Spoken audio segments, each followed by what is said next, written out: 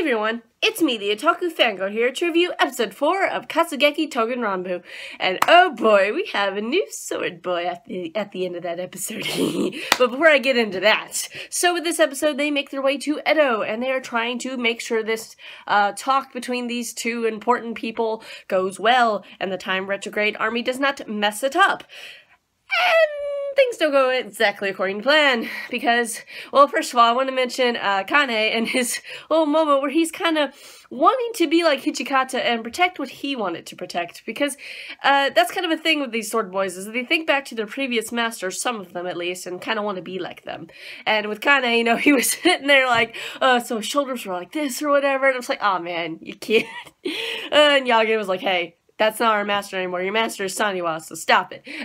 But anyway, I just thought that was interesting. And he has this, like, pocket watch that kind of reminded him of Hijikata, because apparently he carried one. So that's a thing. But anyway, so yeah, they're just kind of watching this place and making sure it's going well.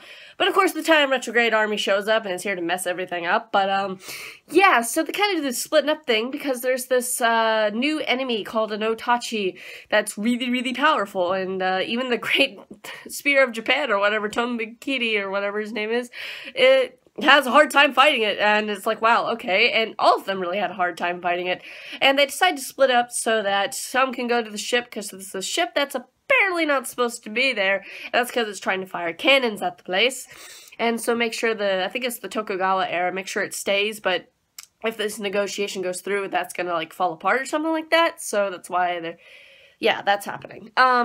So yeah, they have Mitsuno Kami and Kane go to the ship where Yagen is, and he has to face off against a bunch of army people, Time Retrograde Army, and oh boy, he does so well. It's like, oh man, that's badass. It's great. I love it. Of course, he gets injured in the process, and then we have the new sword boy show up. But anyway, back with Tomomakiri and Kunihiro are the ones fighting off that Otachi right now, so hopefully they'll be okay.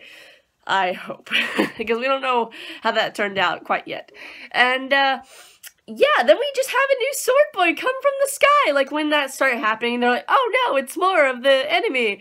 And it ended up being another sword boy, and I'm like, yay, and he's beautiful. He's got white hair, gold eyes, I'm like, you're beautiful. I remember seeing him in Hanamaru. I just don't remember what his name is. Dang it, man. I wish I knew.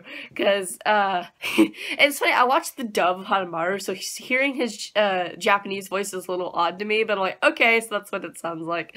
Though I don't really remember his dub voice much either, because I don't really, it's been a while since I've seen Hanamaru, but anyway, never finished it either. Anyway, but yeah, he shows up and he's like, hey, I'm here to help you, and I guess he's gonna be the last one joining their group, because I'm sure Saniwa was like, hey, they need help, you go. Like, you go, help them now. And he's like, okay.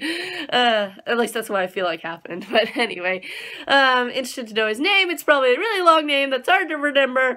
That's why I call it Kane and like Yagen, because I know they have longer names than that, and then I call him Mitsuno Kami because that's what they call him, so whatever. But, yeah, so overall, this is a pretty entertaining episode, especially the end where he shows up and helps Yagen, or he's gonna help Yagen out, so it's like, yay! Another Bishonen sword boy showed up, and I'm just like, please give me more. All the Bishonen sword boys, I need them all. I wonder if we'll get more shown up, because I know, like, you see that one in the opening, and I'm like, that's probably his unit in the background. And if we'll see them, I don't know. We'll see him, most likely, if they show him in the opening. But I really just, I want to see them all. I'm just like, please, just show them all to me, please. I just want to see all the pretty sword boys. But overall, this is a really entertaining episode. I'm excited for the next one, because now we'll get the white-haired guy fighting, and he'll join their group and stuff, and it'll be great. So, what did you guys think of this episode of Katsugeki Touken Ranbu, and what do you think's going to happen next? And I will see you guys in whatever I review next. Bye!